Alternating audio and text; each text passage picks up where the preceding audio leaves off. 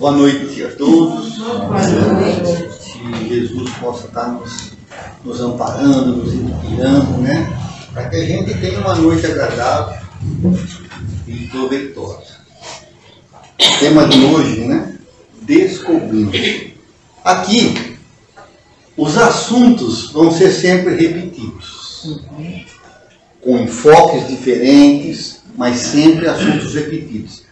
E aí as pessoas falam assim, mas sempre é tudo igual no centro. E mesmo assim a gente não aprende, vocês perceberam? É tudo sempre igual e a gente não aprendeu ainda. Então, vamos tentar, sabe assim, aproveitar esse momento com o coração aberto, sabe? Isso ajuda muito. É lógico que quando a gente fala em descobrir-se ou então em conhecer-se, né, vem sempre a mente dos espíritas que já tem mais contato com a doutrina, questão 919 do Livro dos Espíritos, né? Onde Kardec faz uma pergunta, a gente sempre sabe a resposta, conhece-se a si mesmo, né? Mas a pergunta, ela é fundamental, ela é muito mais importante às vezes que a resposta. Qual o meio prático, na prática mesmo, né? Não adianta teoria, prática. O meio prático mais eficaz, mais eficiente, né? Que é o que nós temos, o ser humano tem, de se melhorar. Aí, ó, você quer se melhorar? Tem um jeito, tem uma técnica, né? Tem uma prática, né? Para se fazer isso. E outra coisa, melhorar e resistir ainda nessa vida, né? Resistir às tentações. A gente não faz lá o Pai Nosso e não nos deixeis cair em tentações. A gente não fala isso. Então, gente, então vamos ficar atentos. Nós precisamos aprender isso, né? Aí, Santo Agostinho, que é quem responde, ele fala, conhece a ti mesmo. Essa é a base. Então nós vamos trabalhar, não essa questão, né? Porque isso aqui todo mundo já fala, né? Então a gente tem que dar uma voltinha, fazer uma coisa diferente, né? Então a gente vai falar de se conhecer, de se descobrir, vamos dizer assim, né? Com foco, né? Dentro da perspectiva da doutrina espírita, é lógico. Sempre respeitando, né? Nem desmerecendo, nunca desmerecendo todas as outras áreas do conhecimento humano. Pedagogia, psicologia, filosofia. Então, não, vamos ver com um enfoque espírita, certo? E para isso, gente, duas orientações básicas, fundamentais, que nós temos que seguir quando a gente for, porque nós queremos melhorar e não mais cair em tentações. Não é mesmo? Então, eu espero que todo mundo queira, né? Então, como nós queremos isso, o que nós temos que fazer nesse mergulho em nós, né, no nosso autoconhecimento?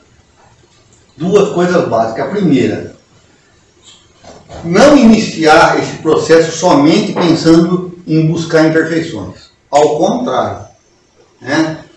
A gente vai sim se deparar com muitas imperfeições, né? Defeitos aos montes. E isso é fácil.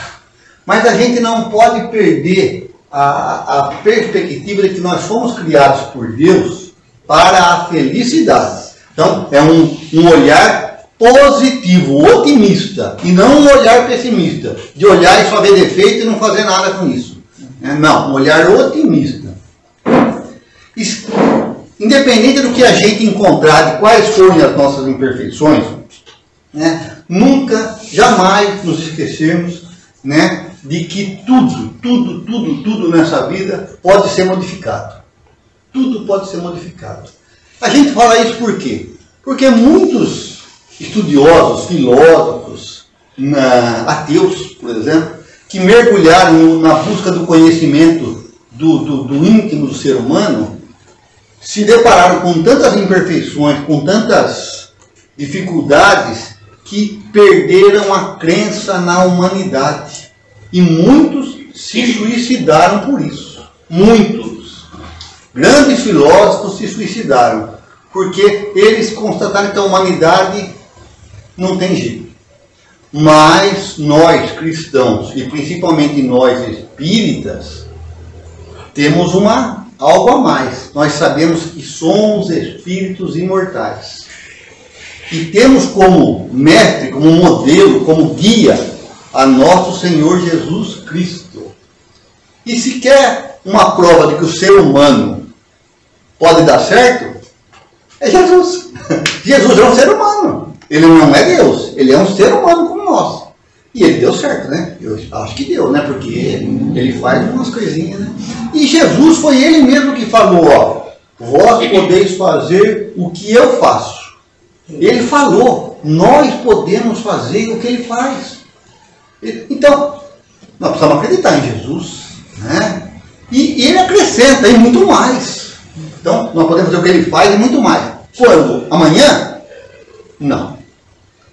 Nós precisamos crescer, precisamos melhorar, com certeza. Mas nós podemos, isso é importante. E a segunda coisa que a não perder de vista, né, é lembrar sempre que a doutrina espírita, ela nos ensina a lei de evolução. Tudo evolui. Nós evoluímos. Certo? Então, a evolução aprimora a todos nós. Nós já vivemos como princípio inteligente no reino mineral, reino vegetal, no reino animal, certo? Fomos aí, gatinho, cachorrinho, fomos sim, pode ter certeza que fomos, né? E hoje estamos no reino hominal, somos seres humanos, né? Então veja, aos poucos nós vamos melhorando. Então, por que nós estamos melhorando? Porque as imperfeições estão se desfazendo, né? Então a gente aos poucos vai evoluindo. Então essas duas coisas são básicas para a gente não cair num pessimismo exagerado. Jesus disse, brilhe a vossa luz. Quando ele disse isso, ele subentende que ele falou assim, ó, gente, vocês têm dentro de vocês Deus, vós sois Deus, ele disse. Vocês têm uma luz, a luz divina, mas para que ela brilhe, vocês têm que trabalhar. Brilhe. Ou seja, faça brilhar a sua luz. Então, gente, no livro dos Espíritos, e a gente vai trabalhar hoje aqui, basicamente com o livro dos Espíritos, né? No livro dos Espíritos, na parte segunda, lembra? O livro dos Espíritos é dividido em 4 partes. A primeira que fala das causas primeiras ou primárias, né? Fala de Deus, da criação do planeta, da criação do ser humano, né? A segunda parte fala do mundo espírita, ou do mundo dos espíritos. A primeira deu origem ao livro A Gênese, ou Os Milagres e as Predições segundo o Espiritismo. A segunda dá origem ao livro dos Médiuns, né? A terceira vai falar das leis morais, deu origem ao Evangelho segundo o Espiritismo. E a quarta, Esperanças e Consolações, que vai dar origem ao livro Céu e Inferno. Então, gente, nessa segunda parte, que fala do mundo espírita, ou do mundo espiritual, né? Ou do mundo ainda dos espíritos, tem no capítulo 4, que fala assim, ó, que o subtítulo é da pluralidade das existências, né? Tem um item que fala assim, ó, transmigrações progressivas. Transmigração de palavra chata, difícil, né? Mas vamos pensar nos pássaros, as andorinhas. As andorinhas estão aqui o ano todo ou elas vêm no verão? Ó, no verão elas vêm para o hemisfério sul. Por quê? Porque está calor. Quando começa a esfriar aqui, outono, elas vão para o hemisfério norte. Elas migram, né? Então, transmigração para o espírito, são as várias encarnações, ou reencarnações que ele tem.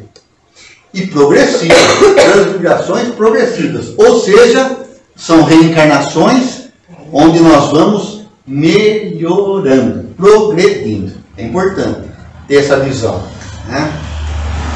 Então nós vamos tentar descobrir essa nossa... Quem somos nós?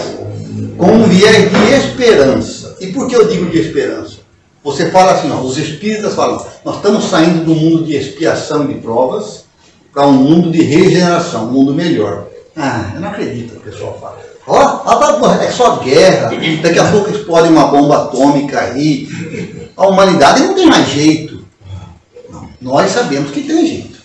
Certo?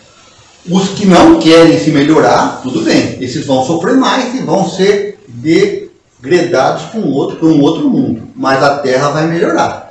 E, segundo Chico Xavier, se um cabeçudo soltar uma bomba e destruir com tudo, Jesus é suficientemente competente para pegar todo mundo e levar para um outro planeta e fazer a gente evoluir lá. Então fiquem tranquilos que vocês são espíritos imortais. Morre só o corpo. Então nós não vamos fazer essa busca sem esperança. E também vamos ter a certeza que nós fomos criados por Deus para sermos felizes. Seremos espíritos puros um dia. Puros, sem nenhum defeito, nenhuma imperfeiçãozinha. Então pode acreditar nisso. Quando a gente fala com esperança, né, a gente não pode perder de vista que Jesus, há 2000 anos, falou assim: aquele que quiser vir após mim, pegue a sua cruz e siga-me. Ou seja, ele não falou assim: eu vou carregar vocês. Ele falou: vocês me sigam. Então ele está esperando, ele está em algum lugar nos esperando. Então por que ser pessimista? Se ele falou que ele ia estar lá esperando, vou lhes preparar o lugar, ele disse. Vai ficar com pessimismo por quê? Né? Então vamos lá. No item transmigrações progressivas, né? Na pergunta 190. Começa na 189, mas nós vamos pular. Vamos falar só de duas. Kardec pergunta aos espíritos: qual é o estado da alma na sua primeira encarnação? Alma é o espírito quando reencarnado. Tá? Então aqui tem um monte de almas, as que estão sentadinhas nas cadeiras. Os espíritos, os desencarnados, estão aí sobrevoando. Ninguém está vendo, mas eles estão por aí. Né? Então, qual é o estado da alma na sua primeira encarnação? E fica claro aqui que a pergunta de Kardec, primeira encarnação, é como espírito humano. É lógico, não é como o cachorrinho, como eu falei, o gatinho, né? Como espírito humano. Resposta dos espíritos: o da infância na vida corporal. Ele comparou, né? A alma na sua primeira encarnação é como um bebezinho aqui na vida corporal. É isso que ele está falando. A inteligência, então, apenas desabrocha. Está começando a pensar por si mesmo, né? A alma se ensaia para a vida. O espírito está começando a entender quem ele é. Vamos olhar com atenção para essa palavrinha, alma. Alma. Porque é para isso que a gente tem que olhar. Não é para as pessoas. Aqui a gente vai ver pessoas de 70, de 60, de 50 anos. A gente viu um monte de criança lá de 2, 3, um tem de 14. Mas, gente, a gente precisa perder essa ideia de olhar e falar assim: é uma criança, não sabe nada. Essa criança é um espírito que reencarnou. E você não sabe quanto tempo esse espírito já tem. Pode ser que os pais sejam mais novos que os filhos. Pode ser que os filhos sejam muito mais experientes que os pais. Então, quando a gente anda na rua e olha lá, olha aquele velho, na idade dele hoje, vamos por 70 anos, tem uma experiência grande. Mas pode ser que tenha uma criança junto com ele, de mãozinha dada, um netinho dele, um bisnetinho dele, que seja um espírito muito mais experiente que ele. Então, a gente precisa começar a olhar para as pessoas como espíritos que são. E não como, é lógico, uma criança precisa ser cuidada, precisa ser educada. É lógico, não estou dizendo isso. Mas vai chegar um momento que ele vai te mostrar que ele sabe mais do que você. Você vai ver muitas vezes um pai que parece que tem 13 anos de idade, é um adolescente. Enquanto o próprio filho parece que é bem mais maduro. Ah, pai, para com isso, não faz isso aí que não vai... Sabe assim, você vai ver isso num dia a dia aí. Né? Então, precisamos aprender a olhar para as pessoas não como pessoas de tantos anos, mas como espíritos imortais que são. Na 191, o Kardec perguntou assim: as dos nossos selvagens, então vamos pensar os índios lá do Xingu, nossos selvagens, do mundo atual. A dos nossos selvagens são almas no estado de infância. Eles são ainda bebezinhos, os nossos selvagens, hein? Aí vocês medem o quem somos nós, tá? Ó, de infância relativa. Pois já são almas desenvolvidas, visto que já nutrem paixões. Então vejam, nos mundos primitivos nós vamos ter os embriões que estão no ventre das mães, os bebezinhos de meses, comparando com a vida nossa atual, vida física. Agora, os índios, por exemplo, daqui, do nosso planeta Terra, né, já não são mais tão bebezinhos assim. Já são espíritos mais desenvolvidos. Talvez é uma criança de 2 anos. É criança. Né? Mas já nutrem paixões. O que ele quer dizer com isso? O que são paixões? Paixões são algumas imperfeições, né? Então você não vê essa criança que é teimosa, aquela que é birrenta. Então, é isso, tá? Então nós somos essas pessoas, né? Nós não. Os selvagens do nosso planeta. Aí Kardec, nessa mesma questão, pergunta: então, se ele já nutre paixões, quer dizer então que as paixões são um sinal de desenvolvimento? Se tudo progride, tudo evolui, né? Paixões são um sinal de desenvolvimento? Resposta dos espíritos: de desenvolvimento, sim. De perfeição, porém, não. Ou seja, está se desenvolvendo, mas ainda não é perfeito. Todos nós estamos em desenvolvimento, mas ainda não chegamos à perfeição. Ninguém. Aqui, nesse planeta, nós conhecemos só um Espírito puro, perfeito, Jesus, mais nenhum. Continuam os Espíritos. São sinal, né, esse desenvolvimento, são sinal de atividade e de consciência do eu. O que é isso? É o desenvolvimento do nosso ego. Eu começo a perceber que eu sou diferente da Raquel, do Marcelo, da Thaís, da Renata. Eu sou eu tenho uma individualidade.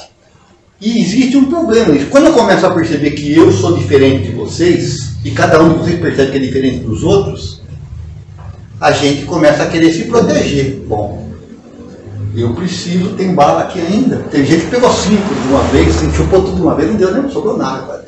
Então eu começo a pegar tudo para mim. Né? Então eu começo a desenvolver o ego. Né? E desse ego com exagero é um egoísmo. Né? Eu começo a querer as coisas para mim. Eu tenho medo de ficar, por exemplo, sozinho, então eu começo a atrair todo mundo para próximo de mim. Né? Ou seja, eu começo a exagerar. Então eu tenho essas oscilações. Tá? E aí eles complementam falando assim, ó, porque na alma primitiva a inteligência e a vida se acham num estado de germe. O que eles querem dizer com isso? Em nós aqui já tem um certo desenvolvimento. Lá nos mundos primitivos, os espíritos não têm tanto desenvolvimento ainda. Né? Essa inteligência está se desenvolvendo. Então o Kardec, né, vendo essa resposta dos espíritos, vai fazer um comentário. Ele vai ampliar a resposta dos espíritos. Ele vai fazer uma coisa que eu achei muito bacana. Ó. A vida do espírito, em seu conjunto, as nossas infinitas reencarnações, né, apresenta as mesmas fases que observamos na vida corporal. Ou seja, nós vamos ver espíritos bebezinhos, espíritos ainda no estado de gestação, né? Vamos ver espíritos já maiorzinho na adolescência, vamos ver espíritos mais velhos, né? Mais conscientes. E por que existe essa correlação entre vida do espírito e a vida do corpo? Porque, gente, o nosso corpo é formado por átomos. Os átomos têm um núcleo e os elétrons que giram em torno. A Terra gira em torno do Sol. O sistema solar gira em torno de uma outra estrela maior. Ou seja, a lei é a mesma. Por que a lei é a mesma? Lei de gravitação. Porque Deus é um só. Se Deus é um, tudo tende a essa unidade. Então, se a vida do espírito e a vida do corpo também são idênticas, tem correlação. Certo? Então, da mesma forma que o espírito tem estado começa a infância, a adolescência, juventude, maturidade, o coisa também tem o nosso corpo é igualzinho, né? Ele passa gradualmente do estado de embrião ao de infância, para chegar, percorrendo sucessivos períodos. Nós temos os anos, o espírito tem as reencarnações, né? Até chegar ao de adulto, que seria o estado de perfeição. Ou seja, quando o espírito se tornar puro, você vai olhar assim, Jesus é um adulto, e nós? Menos, somos jovens ou adolescentes. É essa a correlação que a gente tem que fazer, tá bom? Aí o Kardec continua. Agora, tem uma diferença. Para o espírito não há declínio. Nós vamos chegar numa faixa de idade, começa a ter um declínio intelectual, orgânico, e nós vamos morrer, né? Nós vamos morrer. O espírito não morre, né? Ó. Falar em morrer, não. Tem que me provocar. Quando eu estou esquecendo, eu vou Então há o declínio, nem a decrepitude. O espírito é um mar, é um rojão subindo, não para de subir, né? Por isso que Jesus falou, brilha a vossa luz, vocês podem fazer tudo o que eu faço, né?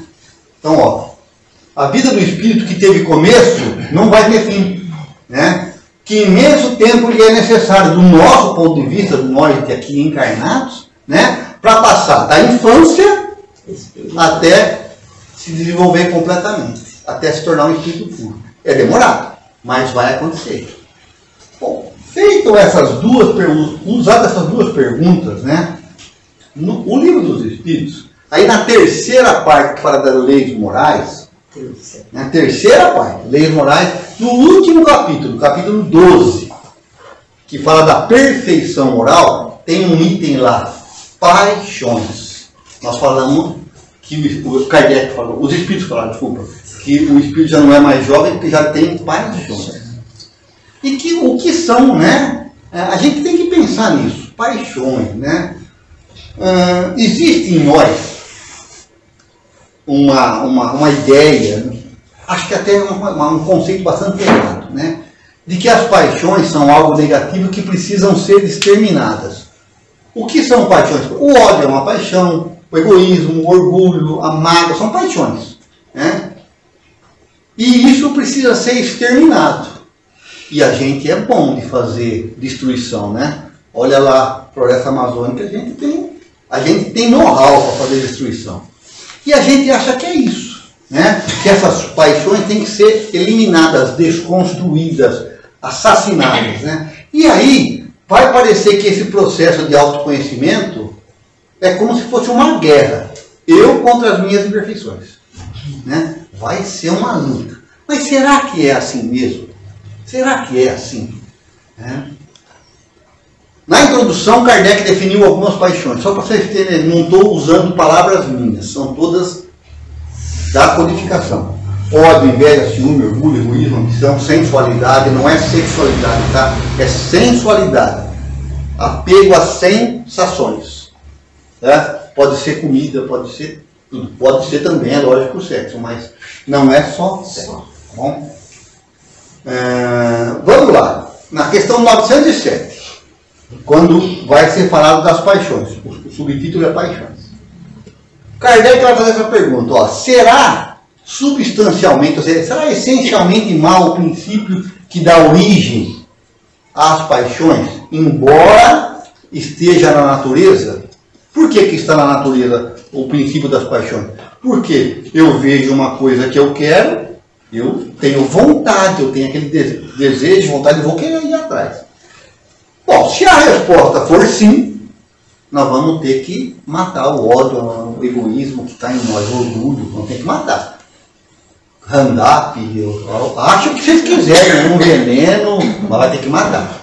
Agora, se a resposta for outra, Nós vamos ter que pensar, né?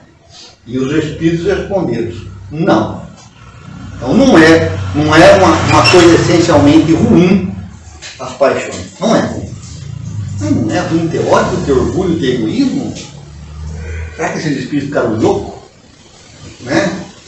A paixão está no excesso. A palavra é importante. Excesso que se acresceu, que se acrescentou à vontade. Eu quero demais para mim tudo. Aí fica complicado. Aí eu não penso em ninguém. Aí eu causo prejuízo às pessoas. Né? Então a paixão está no excesso que se acresceu à vontade. Visto que o princípio que dá origem, né, que dá origem às paixões, que lhe dá origem, né, foi posto no homem por Deus, né, para o bem. Para o bem. Por quê? Se eu não tiver, não quiser comida, por exemplo, se eu não quiser me alimentar, certo? Lá, quando eu estou começando o meu progresso, os animais vão passar na minha frente e eu vou morrer de fome. Então, é um instinto de preservação. Ele é também uma paixão. Né? Só que a coisa vai piorando se eu deixar. Então, vamos lá. Tanto que as paixões podem levá-lo à realização de grandes coisas. Por exemplo, uma pessoa apaixonada pela ciência, ele vai se dedicar pra caramba e vai descobrir a cura do câncer. Então, elas têm um lado positivo. O problema é o que nós estamos fazendo. Então, o abuso que nós fazemos dessas paixões é que causa o mal. Então, aqui a gente viu que nenhuma paixão vai ser destruída. Não tem que ser uma guerra. Não tem que ser uma guerra. Isso é um fato positivo, né? Ela só se tornou, então, um mal por conta da direção e da intensidade que nós demos a ela. Por exemplo, o egoísta, ele é um cara que ama. O amor é uma coisa ruim ou boa? Todo mundo acha que é boa. O egoísta é um cara que ama. Mas ele ama demais a si mesmo. E não ama quase nada aos outros. Então, o problema não está no amor que ele sente. Está na intensidade que ele colocou nesse amor a ele próprio, um amor próprio, e não direcionou esse amor para mais ninguém. Aí que está o problema. Então a paixão é esse amor egoísta que só pensa nele. Quando ele pensar diferente, ele vai se modificar. Concorda comigo? Então o egoísta, ele ama demais a ele. Ele está na fila do banco, assim, eu não preciso ficar nessa fila, eu tenho que passar na frente de todo mundo. Mas não é assim, né? Então ele se ama demais, então ele quer passar na frente. Bom, é preciso que ele comece a pensar nisso. Mudar direção e intensidade desse amor que ele tem por ele mesmo. Né? Jesus colocou como duas regras básicas: amar a Deus sobre tudo e ao próximo como a si mesmo. Jesus não falou de amar o próximo e não gosta de você, gosta só dos outros. Não, ama o teu próximo como você ama você. Então é preciso ter amor próprio. Porque se eu não tiver amor próprio, gente, eu não vou fazer nada na vida. Eu vou ficar de braço cruzado, tá bom, não vou sair do lugar. Eu preciso ter amor próprio. Então, mas eu preciso ter um controle. Esse amor não pode ser muito exagerado. Porque senão vai faltar amor para os outros. Né? E eu preciso amar todo mundo. Tá bom? Nossas paixões, portanto, deverão ser melhor orientadas. Dar a elas uma nova intensidade e uma nova direção. Certo? Vão ser educados. Na 908 é a seguinte. Kardec falou assim, como se poderá determinar o limite onde as paixões deixam de ser boas para se tornarem más? Ou seja, qual é o limite do amor por mim mesmo? Como faz para definir esse limite? Quando eu vou saber que eu estou me amando demais ou estou me amando muito pouco? Quando eu vou saber disso? Kardec vai falar assim, as paixões são como um corcel. Cavalo. Marcelo entende de cavalo. Cavalo selvagem. Né? Que só tem utilidade quando governado. Ou seja, um cavalo é bom ele foi muito utilizado, hoje não tanto, mas foi muito utilizado na agricultura, né? na pecuária. Mas quando ele é governado e não quando ele governa. Ou seja, o cavalo que sai por conta própria onde ele quiser com você em cima, você está danado, né? Então, quem tem que coordenar é quem está montando, e não o cavalo, né? Então, as paixões são como um corcel que só tem utilidade quando governado, e que se torna perigoso, é lógico, né? Desde que passe a governar. Vou dar um exemplo. Por exemplo, o medo.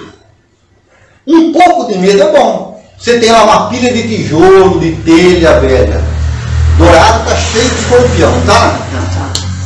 Dourado está cheio de escorpião. Você vai pondo a mão lá, é preciso ter um pouco de medo. Então um pouco de medo é bom, para você não pôr a mão e ser picado por escorpião.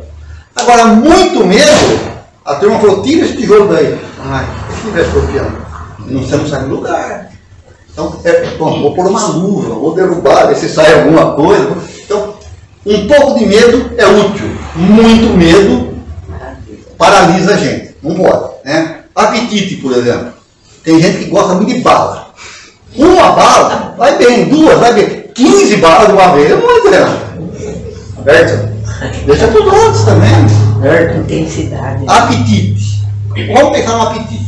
Certo?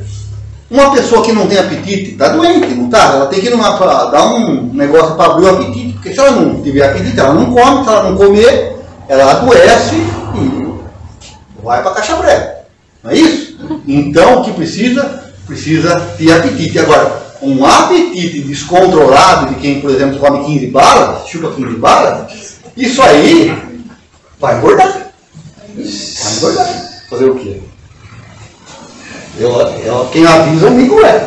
Né? Então, vamos lá. Uma paixão se torna perigosa. Então, a partir do momento em que nós deixamos de poder governá-la e que dá em resultado um prejuízo.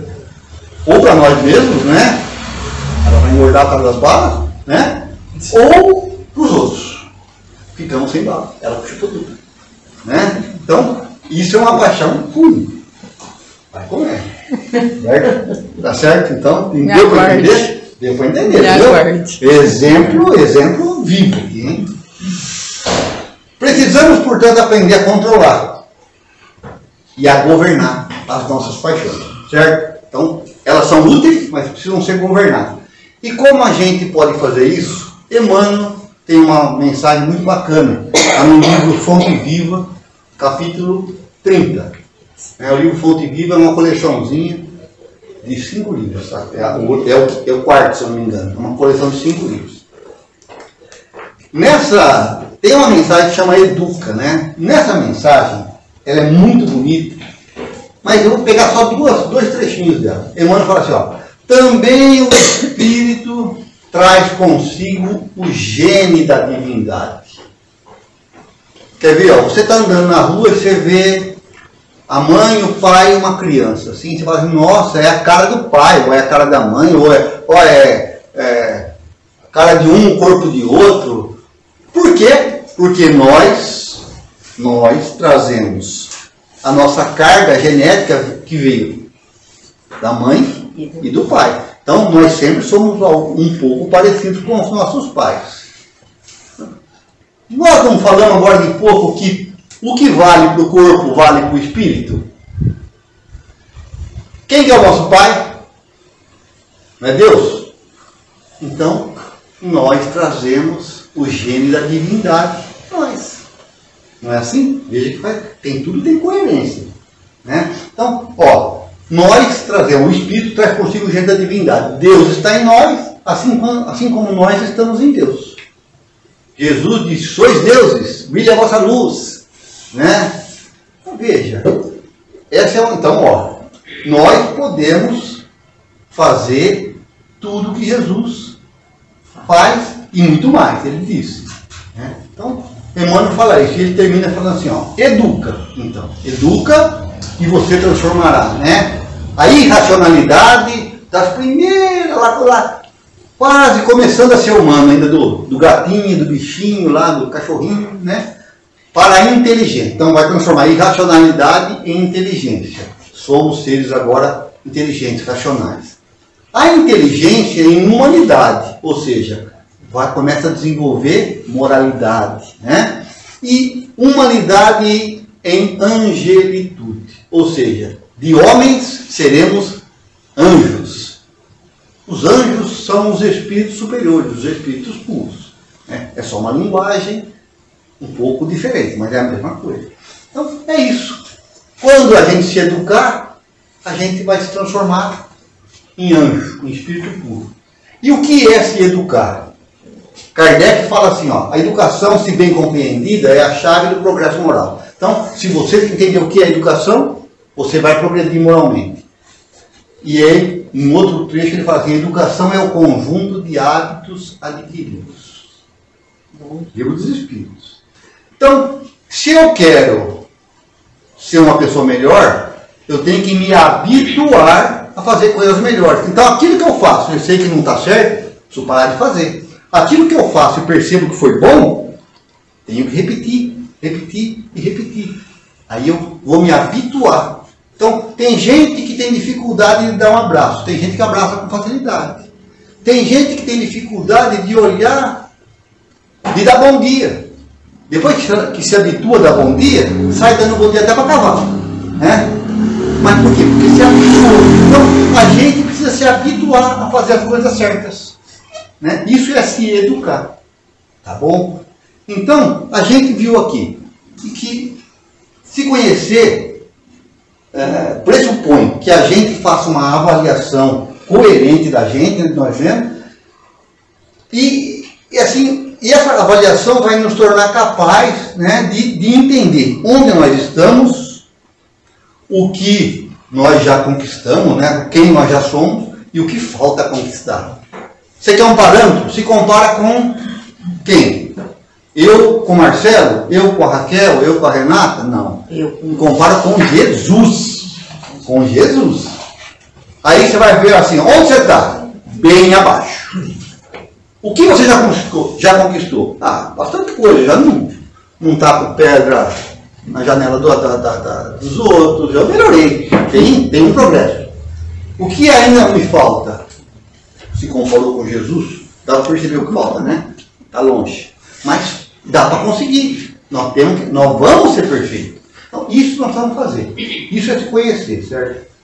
Então, ó, quem realmente procura se conhecer é uma pessoa que sabe quem é. E quem sabe quem é uma pessoa humilde. Humildade não é andar de cabeça baixa, falar a voz fininha. Isso não é humildade, não. Isso às vezes é omissão. Isso às vezes é outra coisa. Humildade é saber quem você é, né? Se eu sou bom em alguma coisa, eu tenho que falar. Não, eu sei, eu sou bom nisso. Se eu não sou bom, eu falo assim, aqui eu preciso melhorar. Aqui eu preciso me esforçar mais. E, então, quando eu reconheço que eu não sou bom, isso não é ser. Estou conformadinho. É assim mesmo, eu sou assim. Não, eu sou assim, mas eu preciso melhorar. É isso. Então, ser humilde é saber exatamente quem é. Jesus foi falar para ele assim, bom mestre. Falou, quem disse? Bom não. Bom só Deus, só o meu Pai. Mestre sim, porque eu estou ensinando vocês. É isso. Então, ó, bom mestre, duas palavrinhas. Falou, bom não sou. Bom é Deus. Mestre eu sou, porque eu sei mais que todo mundo aqui. Ele era humilde. E, no entanto, ele sabia quem ele era. É isso, né? Então, onde a gente percebe que já se destacou, que já melhorou, a gente vai usar como ferramenta para se melhorar, né? Nas outras dificuldades que a gente encontrou. Onde a gente ainda está falhando, está enroscado, né? Aqui nós sabemos que nós temos um potencial de crescimento. E qualquer crescimento que a gente tiver, qualquer que seja ele, a gente fica contente, porque assim, ó, estou progredindo. Eu estou progredindo. Então, isso é importante. Essa visão otimista, essa visão que nos renova as energias para continuar nessa busca, tá bom? Eu vou dar um exemplo para vocês aqui, ó. Eu me reconheci egoísta ou orgulhoso, né? Sou muito egoísta, sou muito orgulhoso, eu sou mais ou menos. Isso aí não traz muito benefício. Eu preciso estar mais atento. Se eu sou, por exemplo, egoísta, eu preciso me aprofundar. Quando eu sou egoísta? Quer ver? Eu vou dar um exemplo para vocês. Exemplo é sempre melhor. Tem muita mãe, vou até esconder que tem mãe, as mães já dão até uma olhada feia, assim, né? Tem muita mãe que ela é assim, extremamente pródiga. Ela dá tudo para os filhos, dá tudo. Mas se o vizinho pedir uma bala, ela fala assim, tem só 3, vai faltar para o meu filho. Não dá. Então ela foi pródiga demais, né, com os filhos, mas não foi da mesma forma com o vizinho, com o filho do vizinho. Ela foi egoísta com ele. Então, quando eu sou egoísta, essa mãe vai falar assim, eu sou egoísta só com o filho dos outros, com o meu eu não sou. Então eu começo a identificar o meu egoísmo. Eu sou egoísta neste momento.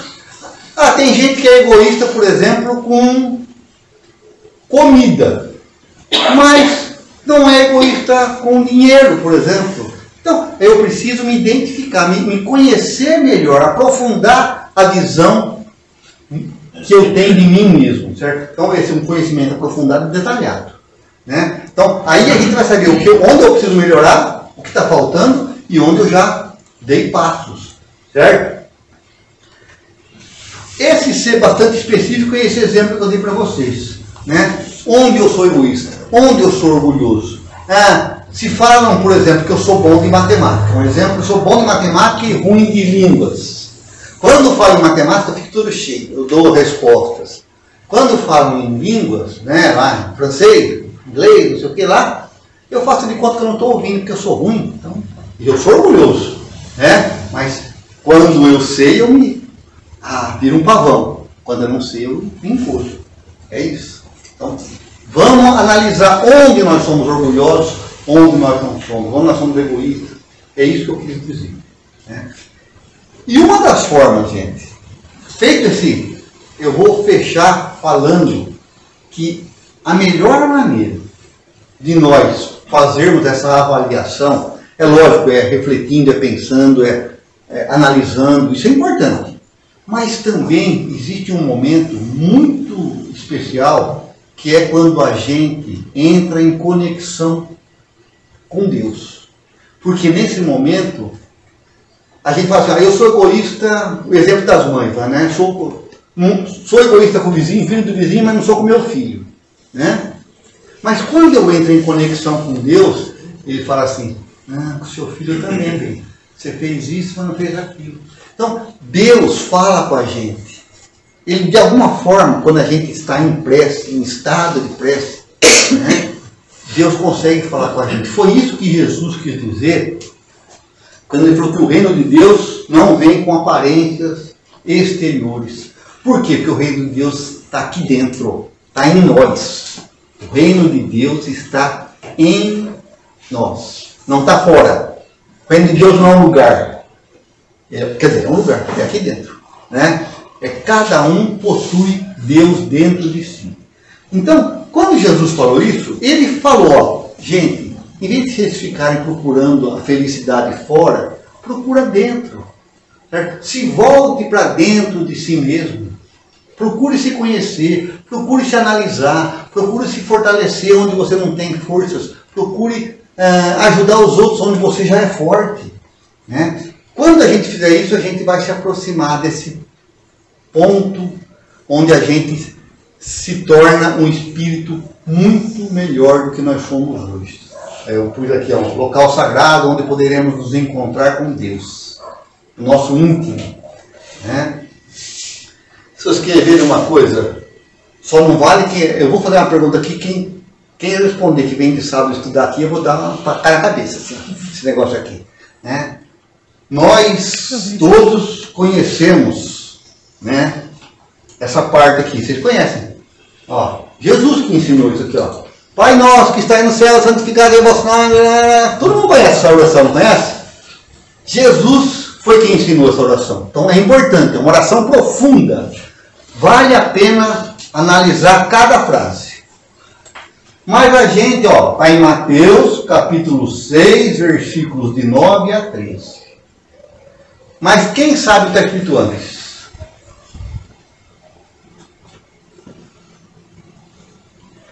De 6 a 8. Era de 9 a 13, de 6 a 8. Jesus ensinou a gente a fazer aquela oração, mas antes de fazer a oração, ele falou assim, ó, tu, porém, quando orares, ó, antes de você falar, Pai nosso que está no céu, entra no teu quarto interno. E tendo fechado a porta, mas não é o quarto da sua casa, não é esse não, teu quarto interno, aqui dentro. Tendo fechado a porta, você cortou comunicação com o mundo exterior, né? Ora ao teu Pai em segredo, ou seja, não precisa em segredo, ninguém está ouvindo, né? E teu Pai que vê no segredo, ou seja, vê o que está encoberto, vê o que você vai achar várias traduções, né? Vai te recompensar.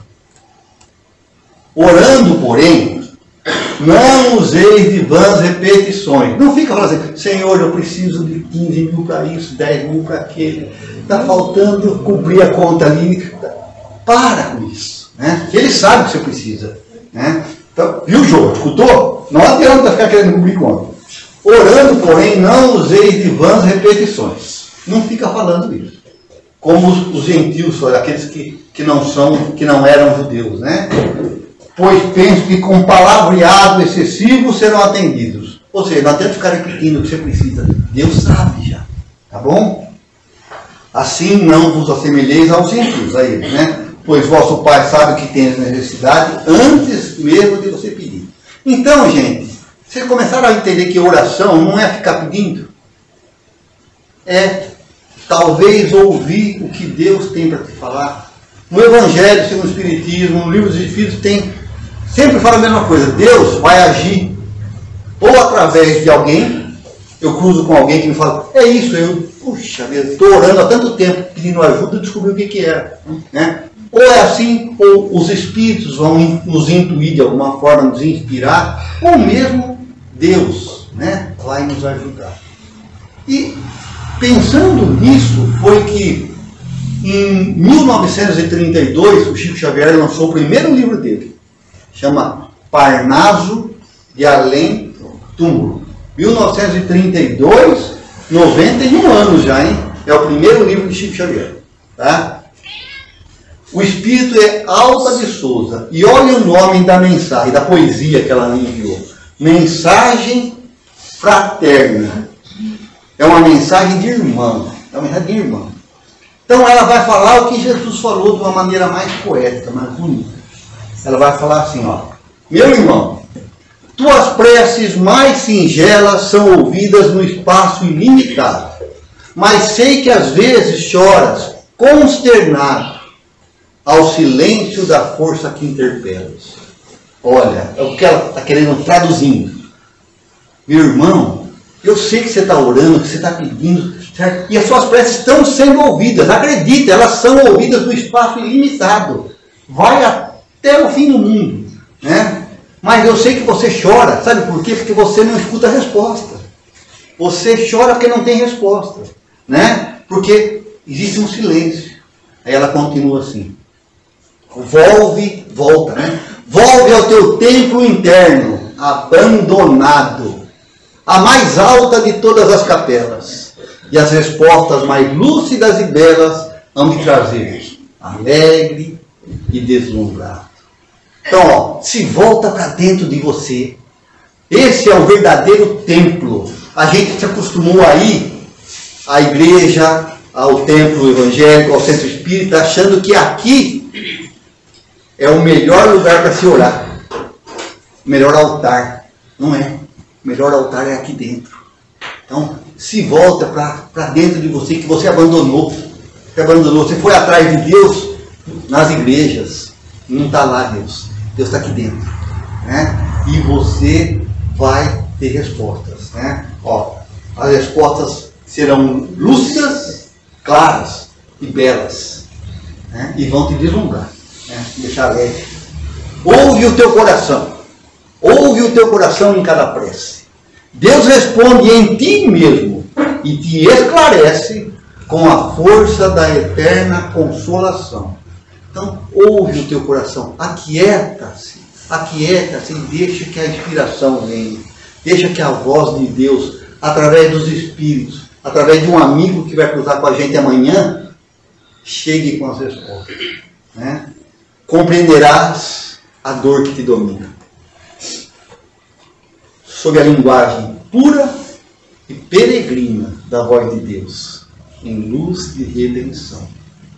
Ou seja, você vai compreender essa dor, essa aflição que você está vivendo. Vão chegar às explicações, às respostas. E qual será a linguagem? Uma linguagem pura, sem interferências. Peregrina por quê? Porque Deus fala e passa. Deus, o Espírito sopra onde quer, disse Jesus. Né? Então, gente, nós precisamos nos voltar para nós. Se conhecer, se descobrir, é buscar. Encontrar defeitos e imperfeições, mas com essa visão otimista e trabalhar, educar-se através de uma mudança de hábitos. E nós, com certeza, através da prece, encontraremos forças e respostas para todas as nossas dúvidas.